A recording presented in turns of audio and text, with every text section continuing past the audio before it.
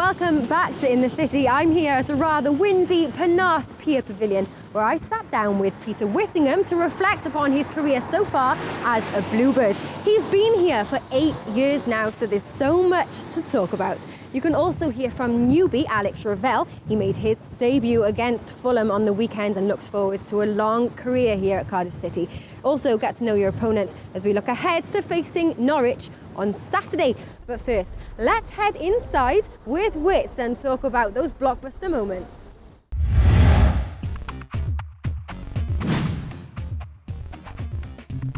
Let's cast your mind back to January the 13th, 2007.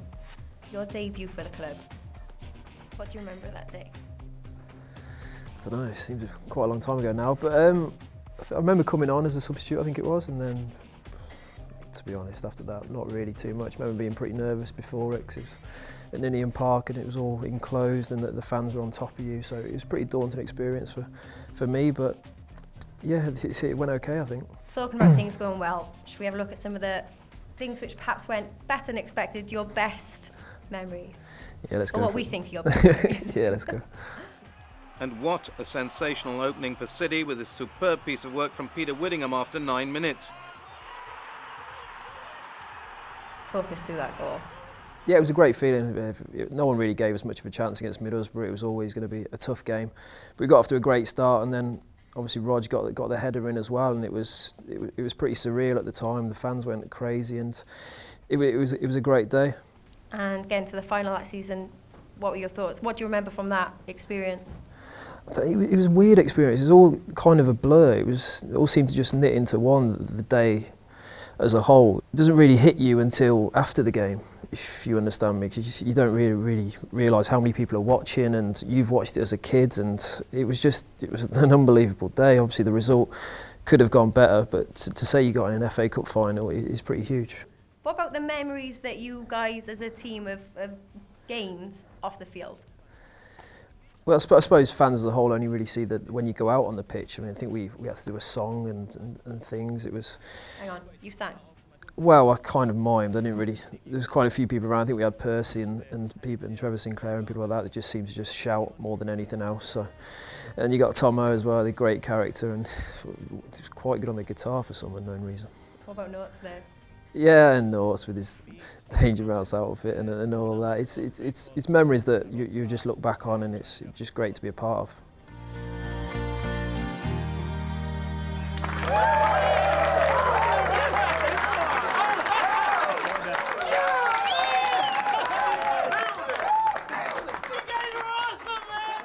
So moving on now to the 2009-2010 season, you were a top goal scorer. How did that season change your game? The season as a whole, I played wide left, and I wasn't really forced to track back all that much. It was a case of getting in the box. We had Berkey on wide right, who seemed to get a lot of crosses in a game, and then we had Jay and Chops up front that seemed to dive quite a lot. So we managed to get a few penalties, and the goals just seemed to just keep coming, to be honest. They're either tap-ins or penalties, and goals which I probably don't score enough of nowadays, but at the time the ball was falling for me. So for obvious reasons, would it be fair to assume that your favourite season with the club would have been 2012-2013? Yeah, definitely. I mean, I said as soon as I signed for the club that I wanted to get the club into the Premiership. It felt like I had a helping hand in that season, and we got to the Premiership in the end, and it was the final day when we were actually promoted was something me personally been waiting for so long, and it was a really great day.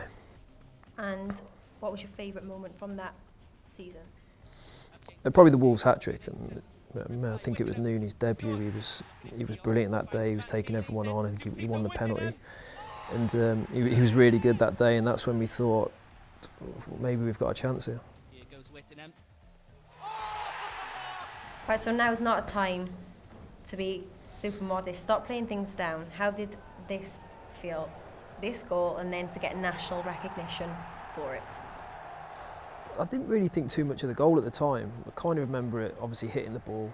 I think the boy came across me and I thought maybe he was going to kick me, but I managed to get the shot off and it's gone in, and obviously happy I got the goal, but didn't really realise at the time what a big goal it was, and to get goal of the year was amazing. I mean, I remember going to the dinner at the night. And you kind of do this vote thing at the night, so everyone votes at the time. I managed to go around every table and just tell them to vote for me, so I was lucky enough. Yeah. So when you watch them back though, do you think, oh, hang on a minute, yeah, that's decent? I don't know to that extent. I just think that's a good strike, or I was happy that went in. And as I say, state of the game is huge. If it's 0-0 and then you go and score a goal, you just look at. I think it's more you look at other people's reactions, like the players' reactions and the fans' reactions, and obviously it makes you happy. Yeah. Well, you do what you want. You're Peter Whittingham. How does it feel to hear the crowd chanting that? Do you like that one? I do actually really like the chant. I don't know where it started from or where it stemmed from, but I'd like to thank whoever that started it. I mean, I love it, and to hear that many fans sing your name and think that much of you, it's brilliant.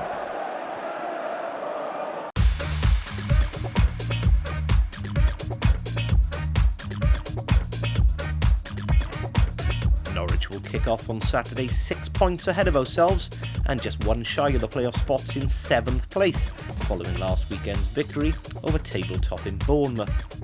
Having failed to win any of their 4 matches in November and dropping out of the promotion places as a result, the Canaries responded with a 10-point month in December, including a 5-0 home win over 10-man Huddersfield and an even more impressive 6-1 victory over Millwall. Unsurprisingly then, when recording scorelines like that, Norwich have the best home scoring record in the division with 28 goals from just 12 matches played, and a scoring record home or away that is bettered only by Bournemouth and Derby. That said, they're also conceding better than 1 a game at home and have recorded just 2 clean sheets in front of their own fans all campaign. Goals then, and plenty of them, look a likely scenario. As far as form goes, Norwich have lost just twice at home this season, yet they've also drawn 5, the same number as they've won. And there'll be at least one familiar face in the Norwich lineup for City fans to recognise. Former Bluebird Cameron Jerome currently leads the side's scoring charts with 13 in all competitions, after switching from Stoke in the summer. And that's a haul that already includes 1 goal against us, after he claimed a dramatic 6th and final strike in last September's 4-2 win for the Canaries at Cardiff City Stadium.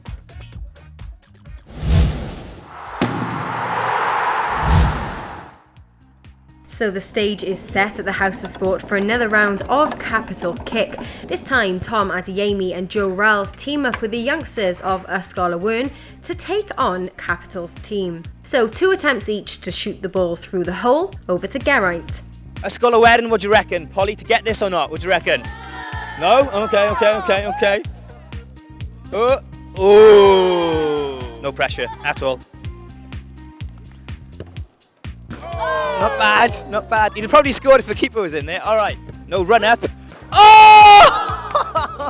That was so close. Unlucky. Oh! I think he was going for your face there, Polly. That's what he was doing. Ysgol y Wern, do you reckon you can do it? Yeah! All right, contestant number 1, step up, go for it on the spot. Let's do it.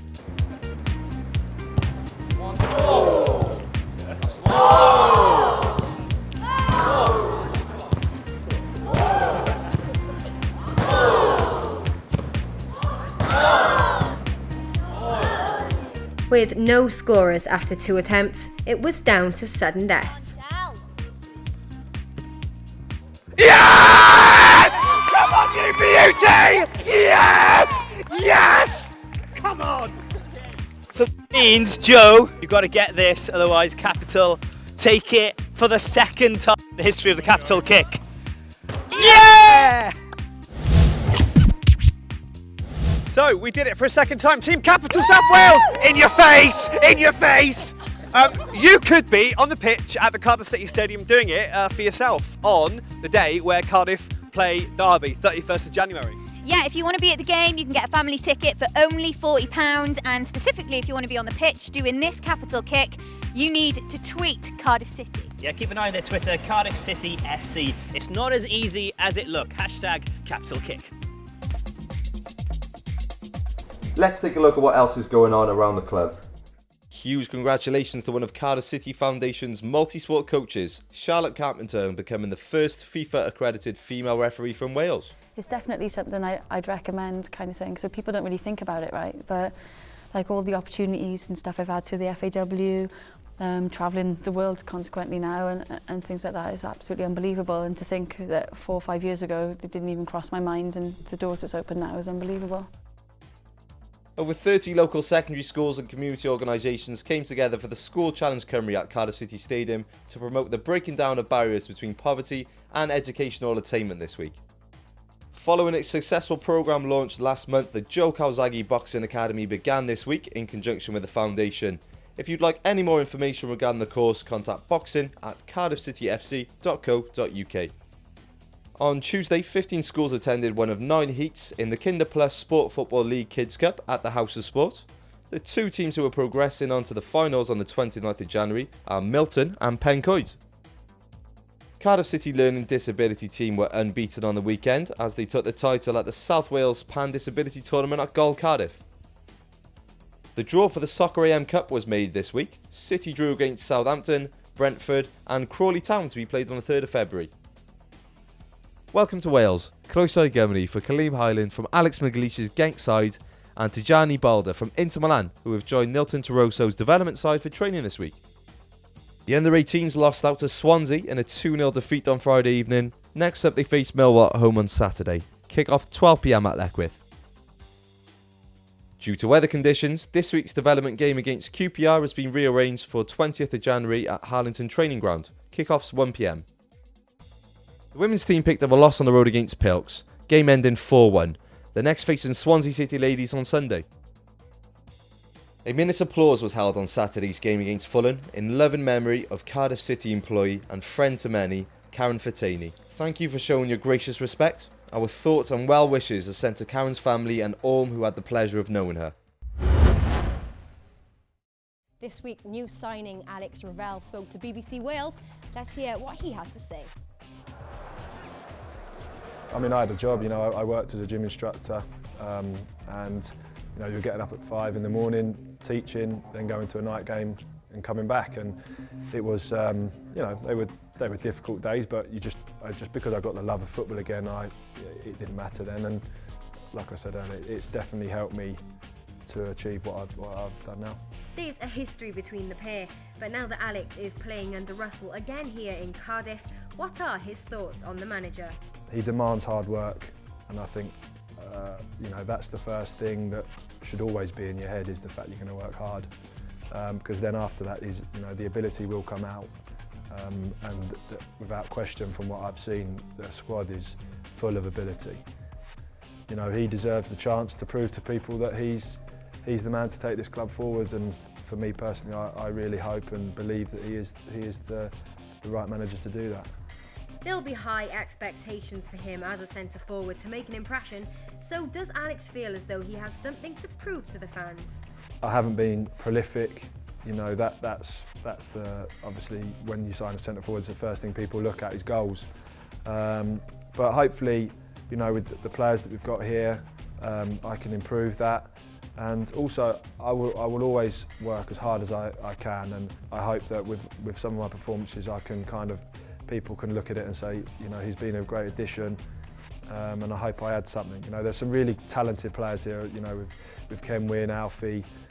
We all need, we all want a bit more we all want more goals, because as centre forward, like I said, that's what you're all judged on. But I hope I give performances that make people stand up and say, he's being accounted for, and then if I can keep doing that, then the goals will come. And I mean, like I said earlier, I've had it quite a lot that people doubt me. I had it at Rotherham when I first went there, and for me, when I left there, I think, I turned a lot of people's opinions around, and you're always going to have doubters, but the best feeling in the world is when you turn those around and they become fans, and that's one of my aims.